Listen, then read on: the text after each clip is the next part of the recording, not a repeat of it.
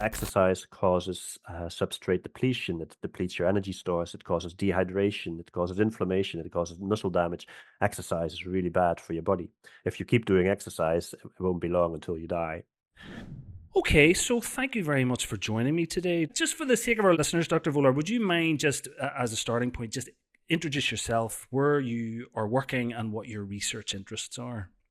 Yeah, no problem. Firstly, thanks again for the invite. It's always a pleasure to talk about my research area and my research.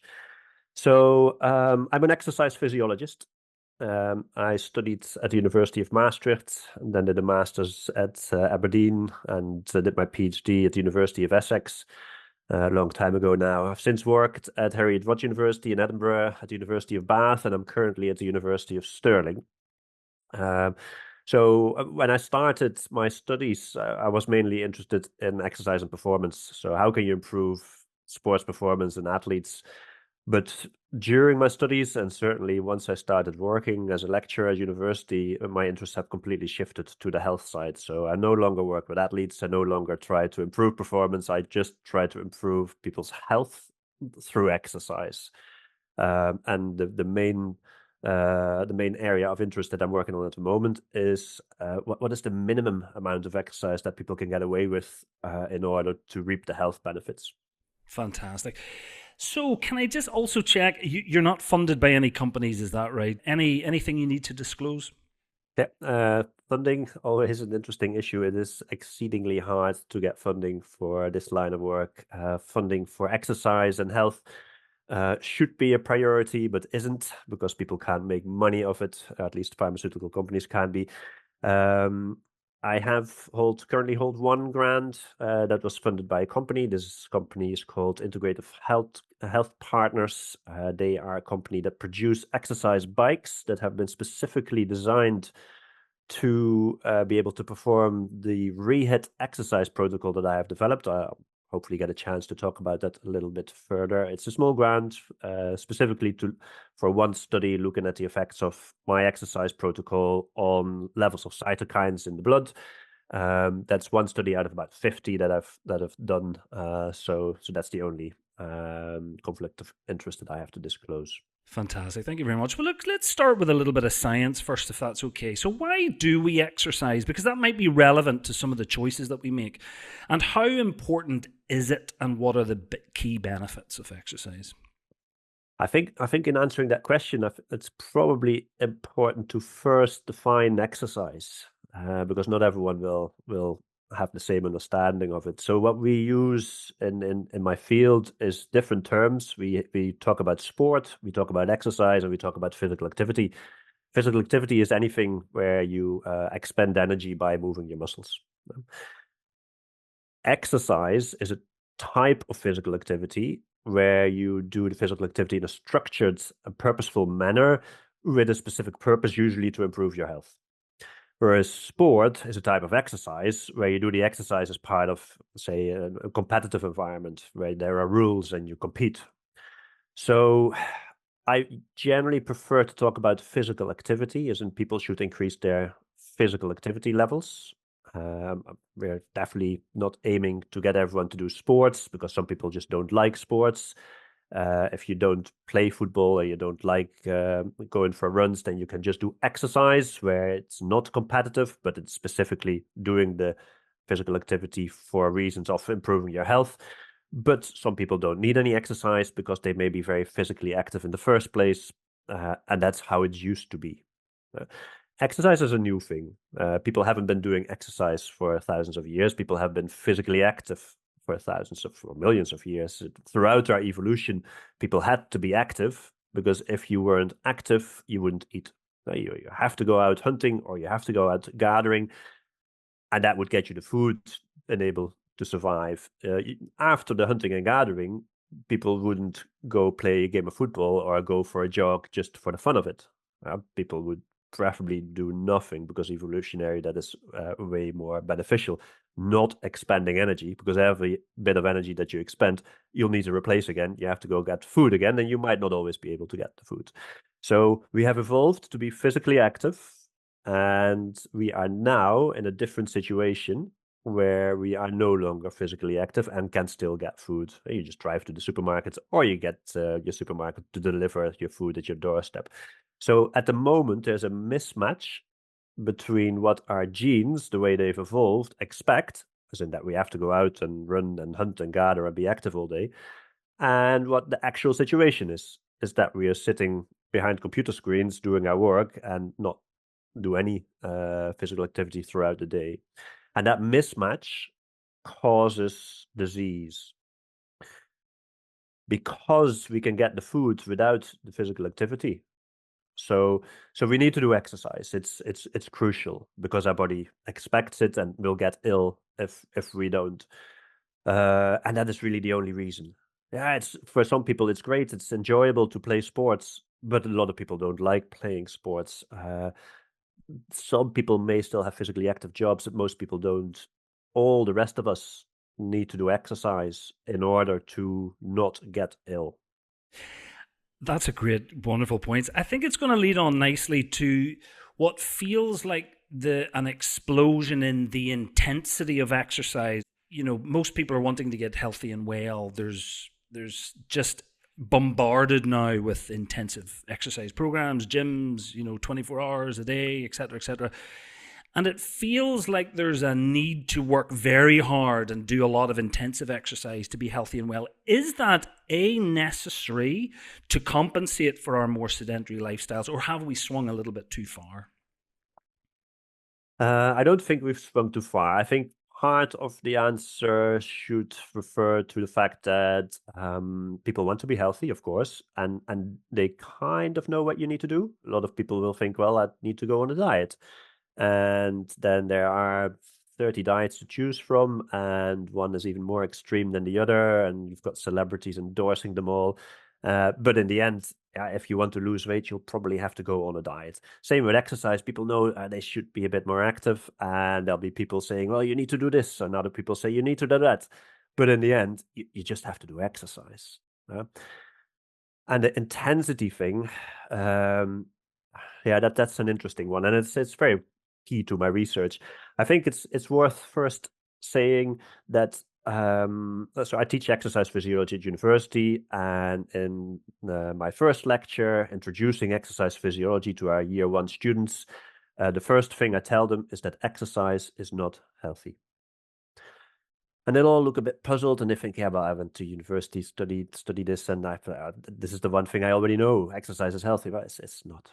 It's not. And then I explain, well, exercise causes substrate depletion. It depletes your energy stores. It causes dehydration. It causes inflammation. It causes muscle damage. Exercise is really bad for your body. If you keep doing exercise, it won't be long until you die. The key thing is that the recovery after exercise is healthy. Exercise is just a kick up the butt for the body, where it thinks, "Oh, I didn't like that." Like all these negative effects, the dehydration, the inflammation, etc. The body then decides, "Okay, I need to adapt to make something similar in the future more manageable, so it won't be as bad for me." And that's your training effect or your health benefits. So the recovery is the healthy bit, the bit where the body makes you healthier, so that next time you do the exercise, which is hard for the body, is more manageable. Now, if the kick up the butt is harder, if it's more severe, then you'll get more health benefits more quickly. Now, if it's something is really easy, if you go for a gentle walk to the shops, the body doesn't think that that's very difficult. So it's also not going to try to adapt to be able to manage that walk to the shops next time. And that's a key understanding, because it also means that if you do something that's harder, it's a more severe, what we call disturbance of homeostasis. So it's something the body doesn't like, and therefore it will work harder at adapting, and that means getting healthier. So the high intensity exercise makes use of that, because it's a more severe disruption of homeostasis, because it's a more severe challenge to the body. You'll get the health benefits more rapidly, and they'll be greater.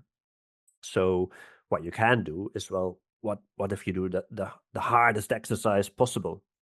And the hardest exercise possible, or the highest exercise intensities that you can achieve, are achieved with something called Wingate sprints, and they are sprints where you reach all out supra maximal intensities. It's the highest intensities that you can possibly do, and unfortunately you need specialist equipment for that, and they will cause a very severe challenge to the body, which means you only need very little of that to get the same health benefits as very low intensity exercise, which is not as much of a challenge to the body. Because if something is low intensity, the challenge comes from the duration. Because if you go for a very long walk, then the body gets challenged and then you get benefits. For quite a long time, all the advice that people got was do moderate intensity exercise for at least half an hour a day on most days of the week. And that's not because that was the best exercise. The people who recommended that, World Health Organization, all the different national governing bodies, they know that the high intensity exercise may be more beneficial, but they thought, well, people are not going to do that because it's more tiring. So let's make sure that what we recommend people to do is feasible. And they went for the lower side of what may give you health benefits. But that also meant that it had to be quite a lot, like half an hour a day, which isn't really a lot, but for a lot of people, it's something that is not manageable. And only now that we know that after 25 years of having the same exercise recommendations, we see that that doesn't make a difference. The same number of people are not active enough. Now, other people are saying, well, let's just go for a lower volume then, but that needs a higher intensity. And that makes that very popular now. And some of these are fads, like some diets are fads, but some of them are evidence-based and some of them work really well. If you get another exercise physiologist on your podcast, they might say something completely different. I will talk about the facts as I know them, and I'll talk about how I interpret some of the facts, but there is obviously quite a lot of controversy in this area. But a lot of the high intensity exercise protocols will work really well for improving health because they provide a really strong challenge to the body. Is there a potential downside to long-term intensive activity? You know, and I'm thinking of extreme cases here. You know, people who run a lot and then in their 60s or 70s they have bad knees, bad joints, they can't sustain. Is there a balance between, okay, I might be super fit and healthy now, but if I'm just wanting to do exercise from a longevity and ensuring that I have a healthy older age and I minimize the risk of, you know, cardiovascular disease and other kind of things, is there more of a balance there, do you think? Or is there a potential downside of being very intensive when you're young, physiologically adapting to that, maybe even mechanically adapting to that, and then not being able to sustain that into older age? I don't know if you have any kind of considerations on that. Lots of considerations. So where to start? Firstly, people who get really old won't have been sedentary. And you're probably right. If you ask them like what sports or what exercise regime did you do, they'll probably say, well, nothing. But that's because they're old, yeah, 2 or 3 generations ago, virtually nobody played sports, and exercise is a relatively new thing because we are no longer physically active. People used to get their physical activity from their jobs, from their daily lives, from the fact that they commuted to school and work actively rather than by car. So no, they won't have had exercise regimes, but the current population needs the exercise because we've removed all the other physical activity. It's not built into our day anymore. So it's not that there are old people who manage to get old while being sedentary. That's very unlikely. It's not impossible, but it's very unlikely. Is they will have been physically active enough, so they won't have done a lot of exercise, but they will have done a lot of physical activity. In terms of the intensity issue, so from my perspective, the only reason why we do physical activity, exercise, and or sport is for health reasons, and that's not for a short-term benefits, but specifically for the longer-term benefits. You do exercise partly because it will make you live a little bit longer, probably, but mostly because you will live healthily for longer, as in you will delay or completely prevent the onset of diabetes, heart disease, cancer, etc. And therefore, you will still have a good quality of life when you're in your 60s, in your 70s, in your 80s. So if you think, well, you're 35 and not doing very much exercise, but I feel fine, so yeah, that's fine. But you won't when you're 65. And you'd probably still like to do the same things, as in you might still want to go on holiday and go swim in the sea or climb a mountain, or you still want to be able to do things. And making sure that you don't get these diseases and that you are going to be able to live healthily at an older age, that is why we do exercise, or that's why we should do exercise. And you can do various different types of exercise. It can be lower intensity, longer duration. It can be higher intensity, shorter duration. And there isn't really anything wrong with the higher intensity exercise, with some provisos. If you were not very active as a child, which probably is true for almost all kids nowadays, and then in your 30s, you decide, well, I really need to start upping my exercise because I want to be healthy when I'm 70 years old. So I'm going to now start running marathons. Then your body is ill adapted to be able to handle that. Your muscles will be thrilled and they'll be super joyed that you're finally going out for these long, hard runs. And they'll adapt really quickly and you'll get fitter and you will be able to run that marathon. But your joints, your ligaments, they will hate it because they don't adapt very well at all. It takes much longer. And as soon as you start running, they'll suffer and you will get musculoskeletal injuries. And that's obviously something you want to avoid.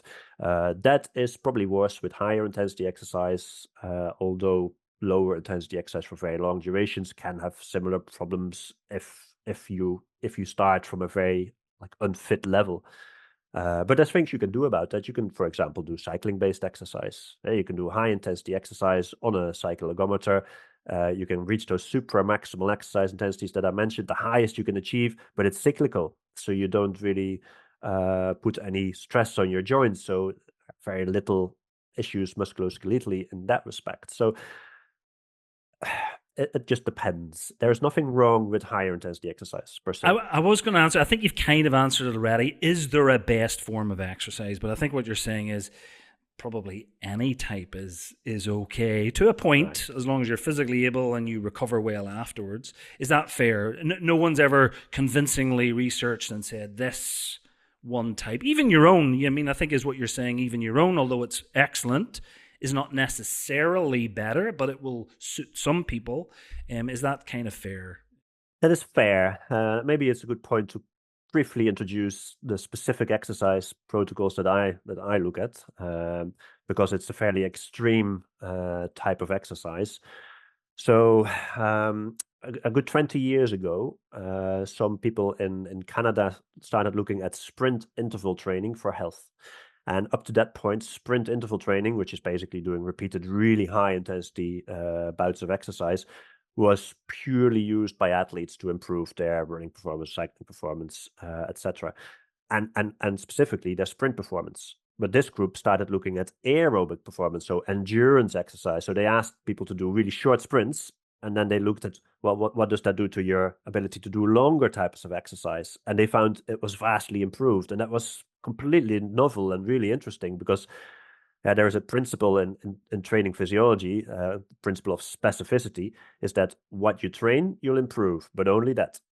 But then they came up with this sprint exercise, and it improved something completely unrelated to sprint exercise, so your endurance performance, and therefore probably also your health, because one of the key things that endurance exercise or longer exercise does is improve your health.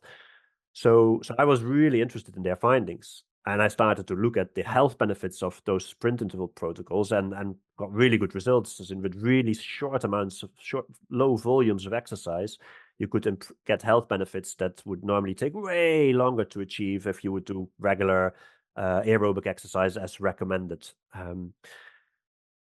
But it was a bit odd, and we wanted to know why that was. And there is a variety of things that we could look at. And I already mentioned it's about the disturbance of homeostasis, or the fact that you challenge the body. And one of the things that is really specific to these high intensity sprints is that it uses a lot of your muscle glycogen, and muscle glycogen is just sugar stored in your muscle, and it's sitting there for the purpose of being able to fuel these high intensity sprints. And not for sports, and not because you'll be a better runner or a faster cyclist, but because 100,000 years ago, you'd have to be able to run away when a tiger came chasing you. But we don't have that situation anymore, so we don't use those glycogen stores anymore. You only really use them if you do these really intensive sprints. But if you use them, then you get the adaptations. I won't go into the details with the molecules that get activated with this type of exercise, but we kind of know the pathways that get activated when you do these sprints and why that would lead to health benefits. So we have now developed a 10-minute session, which is just easy pedaling on the bike, not hard at all, but we do two 20-second sprints in that 10-minute session. So there's 40 minutes of hard exercise within a 10-minute easy exercise session. And you only need to do that twice a week. So it's 20 minutes in a week in total, with a total amount of sprinting of 1 minute and 20 seconds. And that gives you health benefits that are equal to or better than those associated with current physical activity recommendations, which is about half an hour on most days of the week. Would that apply to like a running machine? If you were like walking on an incline, but every so often you did a fast sprint, I take it it's the same. It's the same if you do it right. So the key thing is here that you have to reach exercise intensities that are high enough. So on a bicycle, that needs a specific bike where you are able to regulate the intensity in a specific way. It's not easy. And that will get you power outputs. Well, you and me would probably reach the equivalent of, say, 1,000 watts. And that probably doesn't mean very much to you. To my students, I usually explain it this way. You've got Tour de France riders, and Chris Froome used to be pretty good, won several Tour de France's. On one of the key breakaways he did in the mountains on one of the stages where he won the Tour de France, he managed to reach power outputs of about 450 watts.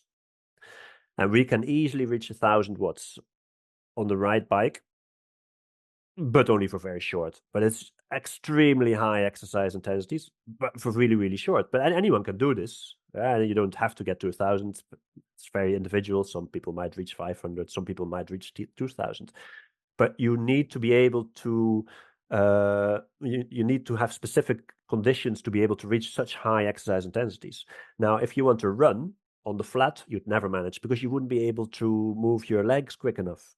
You can do it without specialist equipment if you run up a hill. You can, for brief durations, run up a steep gradient and reach really high exercise intensities that are similar to what we manage in the lab on a specialized bike. So you can do our exercise protocol without any equipment. But we never do this in our research because our target population of people who don't do that much exercise would get injured. So that's the problem with sedentary individuals not accustomed to exercise. Their joints are not going to be able to cope with it. You could do it running upstairs, but you'll at some stage trip over and break your ankle. So a bike is safer in that respect. So yeah, you can do this, but you probably want to stick to the bicycles, and then you need a specialist bit of kit. Is exercise linear? The more you do, it will constantly be more and more and more and more and more beneficial? Or does there come a point where actually it can be a little bit too much? Because I think there's another issue which we've all experienced is sustainability. And if it's too intensive, it's too costly. It's, how many of us have started gyms, gone all out and don't sustain? And I presume sustainability is another huge factor with longer term health. So it's getting that balance of effort to impact. So is there ever too much, and how do you determine for you as an individual what is the right amount based on your kind of goals? I don't know if that's too difficult to answer. No, it isn't. So coming back to my previous point, it's not the exercise that is healthy, it's the recovery afterwards. Yep. So if you ask, can there be too much? Then for certain there can be too much. If you do exercise, you disturb the body systems, you challenge it, and that will cause adaptations that are beneficial.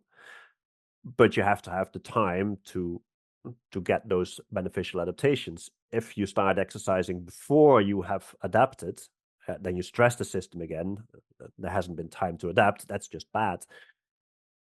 But that is only really relevant to high competing athletes who train all day, every day.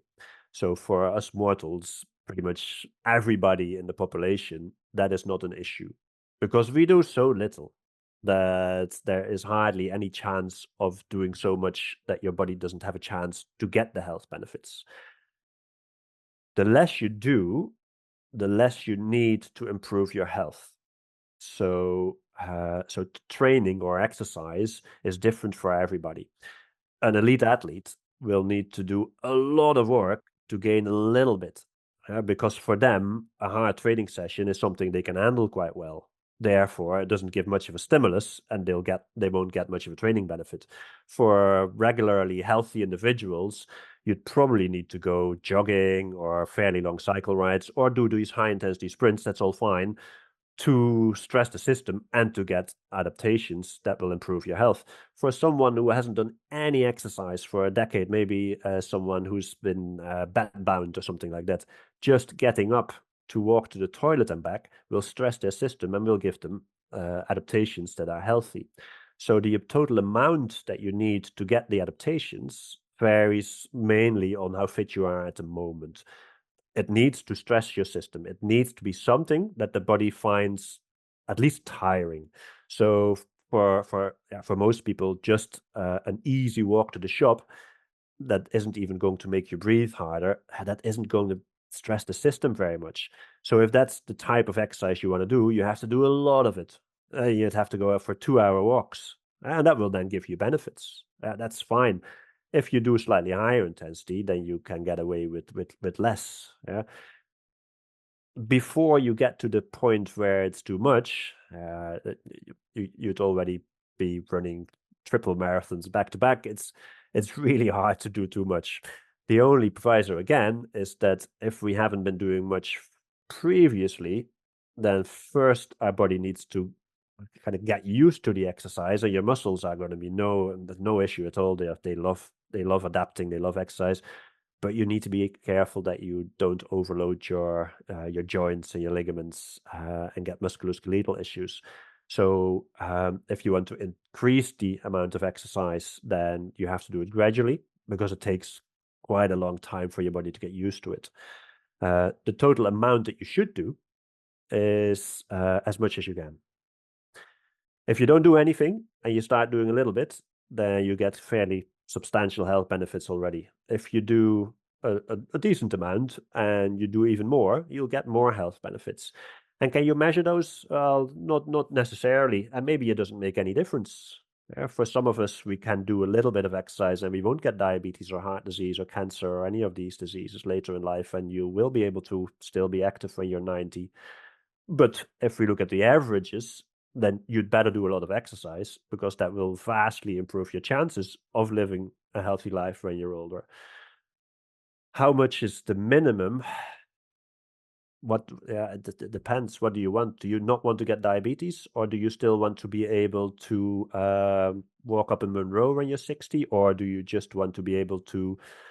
It just depends. If you do more, then you'll be healthier later in life. You might not feel any better tomorrow, or next year. But think ahead. Think ahead about what do you want to be like when you're 60, 70, 80 years old. If you do more, then you have a much better chance of that being an enjoyable time in your life.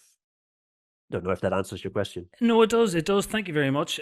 I was curious whether there's an element that we don't fully know yet, because this type of intensive exercise is still relatively new, I guess. We haven't even maybe reached a full generation of, and I'm talking like triathlons, ultramarathon, I'm talking super high intensity. Do we know yet the long-term impact of that? I guess there's a really naive observation And again, this is not scientific. You know, you often hear in the news of people who were athletes, sports people, maybe in the 1960s, 70s, who seem to die quite young, you know, in their 60s, 70s. They don't seem to live super long. There'll be a lot of confounding factors. There'll be drinking, there'll be smoking, and there'll be lots of other things. But I don't know if there is data per se at all.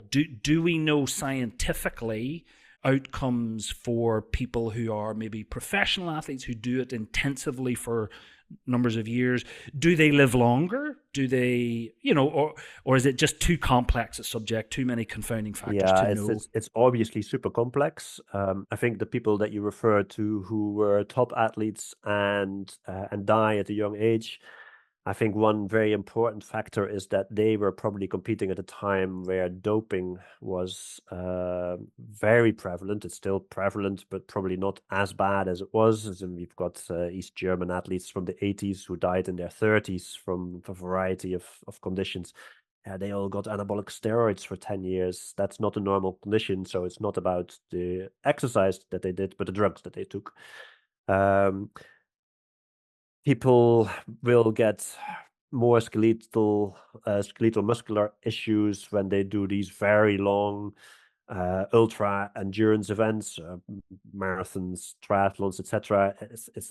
It's often not good for your musculoskeletal system, but that's often also related to the fact that these athletes train so differently during adulthood compared to what they were kind of getting used to as kids. So if we look at maybe Kenyan or Ethiopian athletes who, when they are school kids, they run to school for 5 or 10 kilometers every day and back. That's quite a different upbringing from, say, kids in Scotland who might pick up running when they're 15 or 16 at school. So there are a lot of confounding factors as to what is actually good and what is actually bad. But as far as I'm aware, there's no research whatsoever to suggest that doing lots of exercise will have a negative impact on your chances of growing to a very old age or your health other than musculoskeletal injuries in later life. So it's very difficult to do too much. If you do too much exercise, it's usually no longer a long-term thing. It's usually more a short-term thing. If you do too much exercise as an athlete, you'll get overtrained and your performance start decreasing. And often an athlete will then think, oh, that means I'm not training hard enough. They'll start training even harder and they get into a vicious cycle where the performance drops even further because they're even more overtrained. But for the general population, this is not an issue at all. Doing too much is hard. Do you have any thoughts about sustainability? I mean, it's such a common phenomenon now that people like me get to their mid 40s and think, "Oh, I need to do a bit more. I'll join that gym. I'll get that, you know, whatever." And I don't know what the statistics are, but I'm sure there's a pretty high drop off rate. So I want to kind of find the right amount that's a reasonable, sufficient amount, but I know that I'll be able to keep it up. And I'll probably be able to continue to do it into later life. And maybe there's a little bit of crossover with another question I had coming up, and that was about obesity. And it's probably a similar thing, you know, there's this intense dieting, intense exercising, which again can get some good early results, but I think there's this yo-yo effect. So I don't know whether intensive exercise with short-term goals is good, or if there's maybe longer-term goals with more medium intensity, more sustainable exercise. I don't know if any research has been done on that, or if that's again just personal preference. No, it's clear that it's hard. I think just like with dieting, any calorie restrictive diet is effective at helping people lose weight. That's just how it works. But if you look at a year later, then people will have probably regained that weight plus more, because it's really hard to sustain the diet because there's plenty food available and you have to now forever not eat as much as you'd like of the food stuff that you like. And that's the same for exercise. Most people just don't like exercise. And that's not a strange thing because, again, evolutionary, if you look at, say, 10, 20,000 years ago, it was much better to not like to do any exercise when you needed to do it, when you didn't need to do it, than to just go out and go for runs all the time, because you'd expend energy. You'd have to find the food to cover that. So the fact that some people like exercise or sport, that's great for them, but most people won't. And to, for the rest of your life, do something you don't like, which is really easy not to do just by saying, "Oh, I'll do it tomorrow." Yeah, it's very difficult to sustain it. And yeah, in January it's easier because you've just made your New Year's resolutions, and you can tell yourself, "I'm just going to do this." But in February, March, that's much harder because you've been doing it for a while now, and there's other things to do, and you're busy, and usually it isn't very nice. So that makes it really hard. So you have to find something you like, and there might not be anything like that. And then you have to figure out other ways of doing this. Set yourself a goal. Well, I want to run a 10K. Yeah, and then you can work towards that, and that makes it easier. But maybe then you burn that 10K, and then it's hard to continue because that goal is gone. So sometimes goal setting helps, but not always. And as you say, we're not talking about the next few months. We're talking about the next few decades. So what I would say is the easiest, no, well, it's not easy, is the best way of doing this is making sure that it's not something you have to think about, where it's no longer a conscious decision. Shall I go to the gym this evening? It's been a really busy day and I still have to look after the kids. It's not going to happen. That is a conscious decision you have to make. That makes it something that is likely to fail in the longer term. If you don't have to think about it, then it might be easier. I'm Dutch. Uh, I don't know if you've ever been to Holland, but if you walk on the streets, then a noticeable difference with the UK is that there are fewer people with overweight or obesity. And And that's not everyone's be cycling. exactly, that's my point. It's not because we're genetically different or that our diet is healthier or that we do more sports. No, the only difference between the two countries is the act of transport. If we go somewhere, then we take a bicycle. You don't think about it. That's just how you go places. You cycle to school, you cycle to work, and you cycle to the shop. That's the main difference, and that on a population level has such a big effect on chronic disease. If you look at diabetes levels, etc. And yeah, if you start doing that now, if you would decide I'm going to buy a bicycle and I'm going to start cycling, yeah, that is still a period where it's difficult. But once you overcome that, and it's just the way you go to work or the way you go to the shop, then it's free physical activity. It doesn't cost you any time because it doesn't cost you any more time than driving usually, as long as it's not very far. Um, and once you're used to that, it's easier to maintain because it's not something extra to do. One thing that we haven't talked about is we've talked a lot about aerobic, and obviously strength exercising is now the big fashion, or at least not ignoring it and its benefits. Anything you'd like to say on if you are considering exercising for health and longevity? We probably have ignored it in the past. It's just been running, cycling, but now it's all about ensuring that we're looking after our muscles. Anything you'd like to say on that as well? Yeah, I think you might get a different exercise physiology. You will disagree with me, but I would say that if you have very little time to do exercise or you just don't like it and you're doing very little at the moment, then you would probably get more benefits from something that will improve your fitness levels than something that will improve your strength. So if you go to the GP and you ask, well, I want to know like how healthy I am and what my risks are of getting diabetes or heart disease or anything like that, then your GP will probably measure your blood pressure or your cholesterol. And those are not the best measures. The best measure of your risk of future disease and your chances of living longer is your fitness level, your aerobic fitness level, or your ability to take up oxygen. And that is something that you improve with either the longer duration, lower intensity exercise or these very high intensity sprints, but not with strength training. Yeah, it's great if you can also do strength training, but maybe you're asking too much of a lot of people because it's not going to happen anyway. So do the other stuff in preference, I would say, if you've only got the 10 minutes to spare.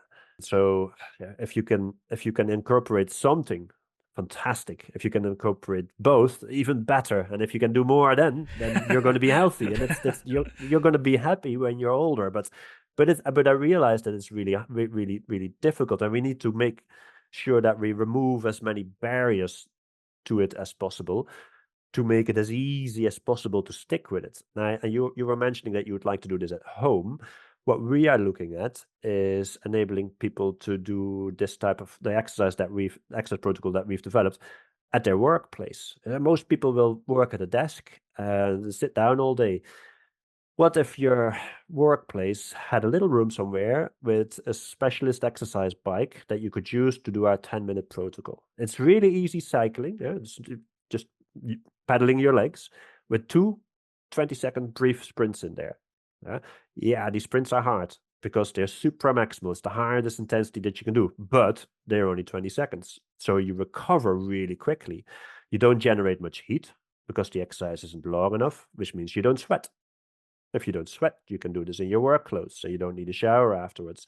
So really what this would involve is 2 times a week at work, you go to this little room, hop on that bike, do a 10-minute exercise session, and that will give you health benefits that are equal to or probably better than what you would get if you would actually stick to physical activity recommendations, which most people don't manage. That would work. Now, why not do that at home? Well, because you need that specialized bike, and that's the crux here. They cost money, and you're not going to buy one of those for 2 times 10 minutes. Put that in wherever you can fit it. Whereas at work, if your employer gets one of those, then at least 50 people can make use of the same bike feasibly. That's a lot of people. That makes it a really cheap exercise bike. That might work. So that way we remove a lot of barriers. It's easy. You don't have to you don't need transport to your work. It's cheap. People don't like having a shower afterwards. That makes it longer as well. People don't like the sweating. So we need to find types of exercise that will enable people to stick to the exercise routine by removing all those barriers. That's where we need to go now. Because people will never like exercise if they didn't do it in the first place. If they like it, they would do it already. So those people who don't currently do the exercise, it's not something they will start enjoying. It's just not going to happen. Just make it easy and make it clear to them what the benefits are. It's not about losing weight. Losing weight is great if you can. It's usually more for aesthetic purposes than for health purposes. You need to do the exercise with the view of a healthier life later on in life, and that needs to be made easy. You need to remove the barriers. Thank you very much. Can I ask you a few other kind of side questions on this? Is there a time of day that when you exercise there's more impact, or is it completely the same throughout the day? Well, let's say that you can have, in terms of health, you can be at 0 or at 100. And if you don't do any exercise, then you can never reach a score more than 50 or so. If you then have a shit diet as well, then you might not be able to get over 25.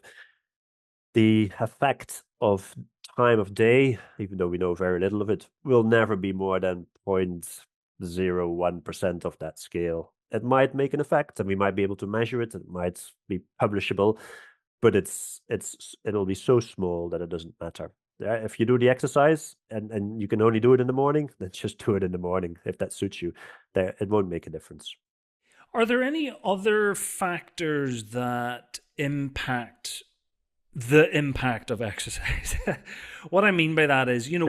when we think of trying to be healthy and well, we nearly everyone thinks exercise, nutrition, and doesn't always think sleep, mindset, other things.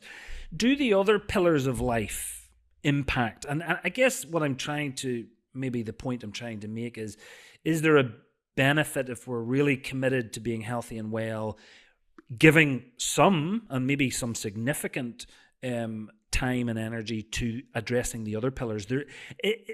Is that likely to make the exercise even more beneficial if you're sleeping well, if you're eating well, if you've got a good positive mindset? I don't know if there's much data on that. Well, as you already said, they're all super important.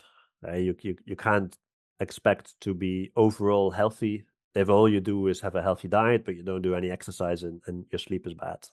That's just not enough. They're all pillars, so they each support your health.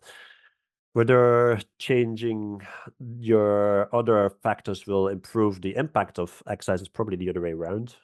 The biggest impact of exercise will be in the least healthy individuals. So I would expect exercise to make a more noticeable difference in someone who has a bad diet and someone who has a good diet, just because they start at a lower level of health.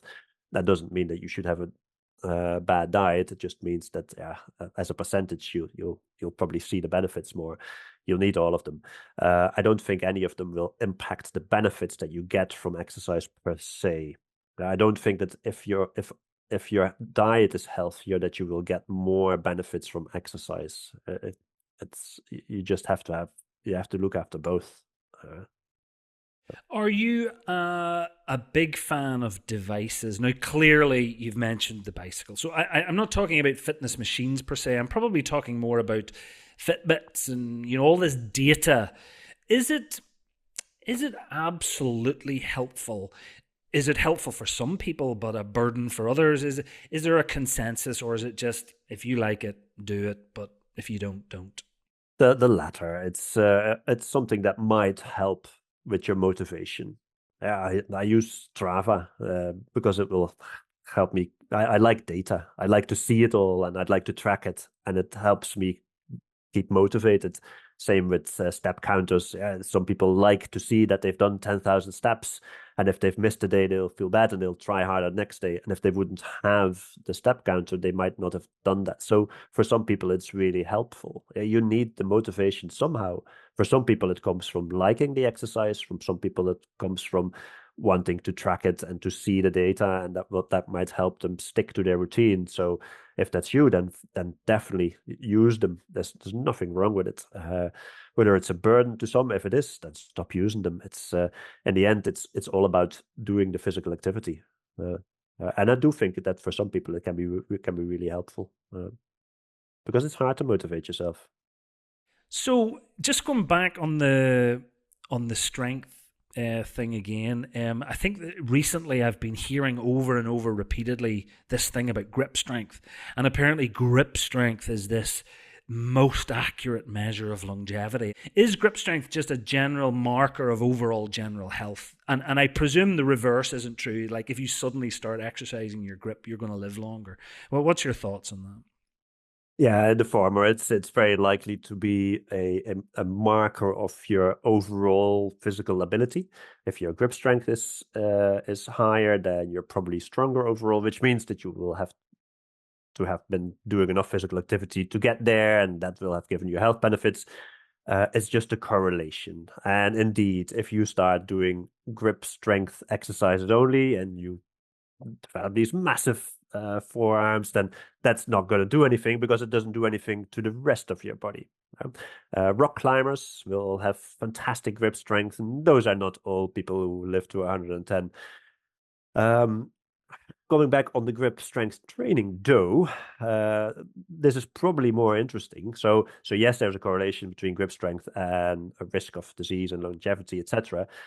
But grip strength training can be one of the best ways of lowering your blood pressure. So we're talking about isometric training here. So anything where you hold and sustain a contraction for a certain duration of time and do that repeatedly will cause physiological changes in your bloodstream, which I won't bother you with, but that will reduce your blood pressure. If you have high blood pressure, you go to the GP, you'll probably get medication, even though they are supposed to tell you that you should change your lifestyle. They usually don't, they just give you medication. The best way of lowering your blood pressure is several times a week, just while you're watching TV, have one of those grip strength thingies, and you don't even have to hold it for as hard as you can.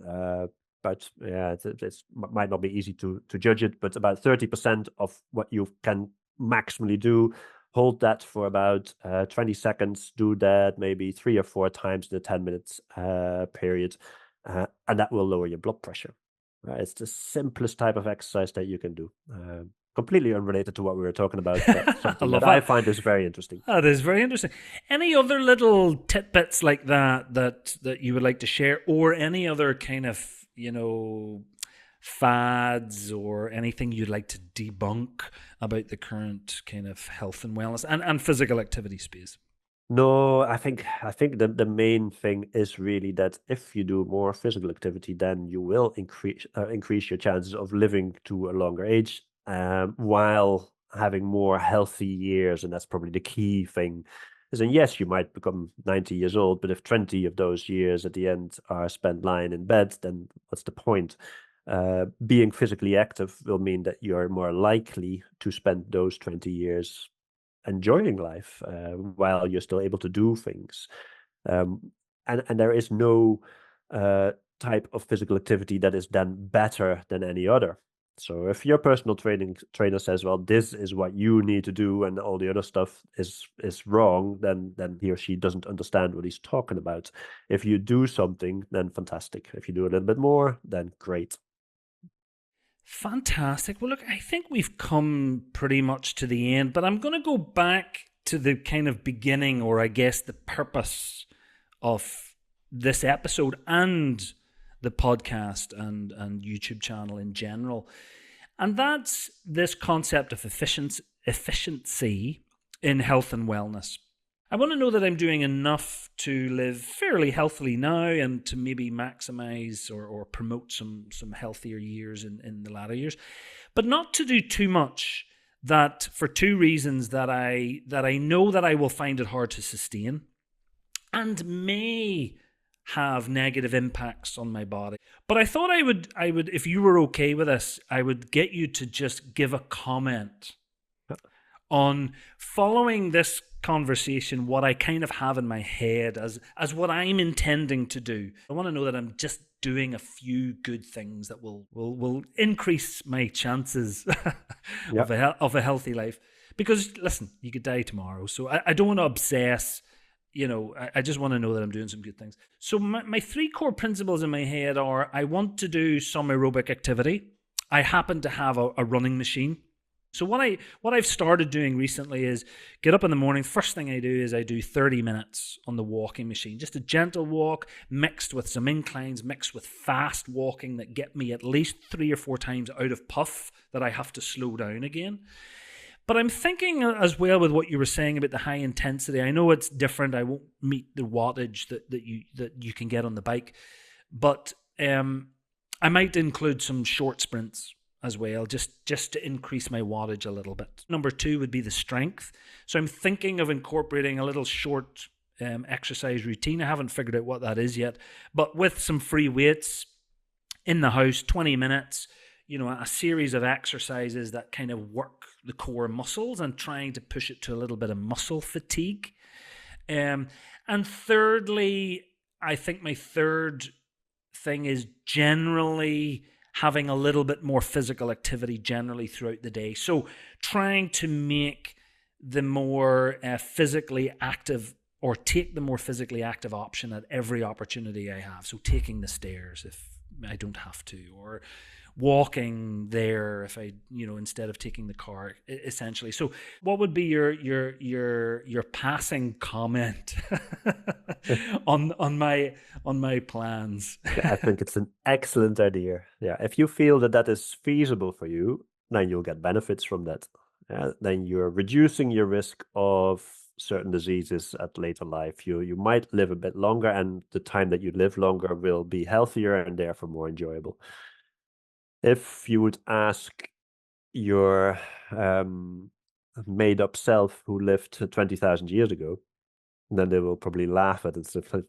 Like, okay, so in this whole day, all you did was spend 10 minutes on that stepper. Like, of course, we're not talking about the levels of physical activity that our body is expecting.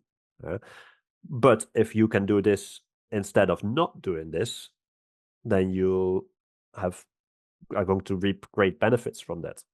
There's no doubt about it. If you've done this for a while and you think, well, great, yeah, that makes me feel good, and I can actually do a little bit more, then do a little bit more, and you'll increase your health benefits more, because it's what you say. Enough is really difficult to quantify. Yeah, all of us are at risk of cancer, of heart disease, of diabetes, etc. And maybe it's a percentage chance. Yeah? And you have to make that choice. What is enough for you? Do you want to have no chance of diabetes? Then you have to be really active and look after your diet, etc. And even then, you might still get diabetes. If you think that a 25% chance of diabetes is too much, you have to have a certain level of activity. The more active you are, the more you bring that percentage chance down. It will still be there. You might still get cancer. Certain cancers are not even affected by physical activity. But you need to decide how important that is to you compared to how much you do not like to do exercise at the moment. If you definitely want to be really healthy when you're 80 years old, then you're going to have to make sacrifices now. You can still start doing exercise when you're 60s and reduce your chances, but not as much as if you start now. So what you suggest is great if that works for you. If it is too much, and in 2 months' time it's kind of all gone out the window because you were too busy and it wasn't, then that's unfortunate. But at least you tried. Then you'll have to kind of modify your plans and maybe settle for a lower level of physical activity. But anything you can do to be more active will benefit you. And I think just that awareness of that is what you're doing it for might help. You can, every time you see an elevator, tell yourself, no, I'm not going to take that elevator. I can just take the stairs because I do not want to have a heart attack when I'm 70. You need to work on that now. I think the third one that you had is probably one of the ones that I would favor. If you indeed can just be more active at times when it doesn't cost you anything, where it's not, oh, I have to fit in 20 minutes of exercise. No, you just walk instead of taking the car. If you cycle instead of taking the car, usually it's not slower unless it's a long journey. Yeah, buy a bicycle. Be more That would help. Dutch. Be more Be Dutch. more Dutch. I If think everyone would be like the Dutch, then there would be no I any think that's a problems. T-shirt slogan. Be more Dutch. But it helps. It's Do you know, I was going to leave it there and that was going to be my end, but actually just when you were chatting, if I can ask one final question. Yeah, go for it. Personalised medicine is becoming so popular across all of medicine. Do you think exercise will ever be personalised? I mean, it probably is in a sense, in terms of what you're physically capable of doing. But do you think, could you ever see it getting to a stage where literally you look at someone's genetics, mechanics, physiology, whatever, and you can literally go, this is the perfect exercise plan for you. Perfect length of time, perfect type of exercise. You need that. Like, you're nearly prescribed an exercise plan. Do you think it'll ever get that far? Yes. So it is actually one of my other research areas. So I used to co-run a company which sold genetic tests that would tell you whether you were likely to be a low, medium, or high responder for changes in fitness levels with exercise. So we know that if a large group of people all do an identical training program, that not everybody will improve their fitness to the same extent. Some people will get a big increase, and some people will not increase at all. We call them low responders. And part of that is differences in genes. And we know that, and we can measure those. We found out which genes they are, and we can predict it. So we can take a blood sample of you, measure those genetic differences, and tell you whether you're likely to improve your fitness a lot if you start a certain exercise regime. Now, that is the very, very, very start of this quest to personalized medicine, because it doesn't really tell you very much yet, because I can't then tell you what you should do or whether that would impact your health. But we do know that certain genetic variants, or more likely certain epigenetic differences, will influence how well you will respond to exercise and to different types of exercise. So indeed, at some stage, we will be able to tell you, well, you could do this rehit exercise intervention that you just heard about, that is only 10 minutes a week, but that doesn't do very much for you. For you, it's much more useful to do these long, lower intensity exercise bouts. And yes, we will be able to tell you what is going to work best for you. Whether that then will also be something that we can help you motivate for, so you'll actually do it, that remains to be seen. That's much more difficult. But yeah, I do think we'll be able to tell you what would work best for you, but give it another 10, 20 years. Listen, thank you so much. That's been a very enlightening conversation, and we will put in the show notes a link to the HIT exercise program, and even to the bicycle as well, and anything else. If there's any other little research papers or anything else that you would be happy for us to link to or to provide on the website, then we'll add that in as well. Yeah, it was a pleasure. Thanks for the invite. Thank you so much. Take care. Thanks a lot now. Cheers.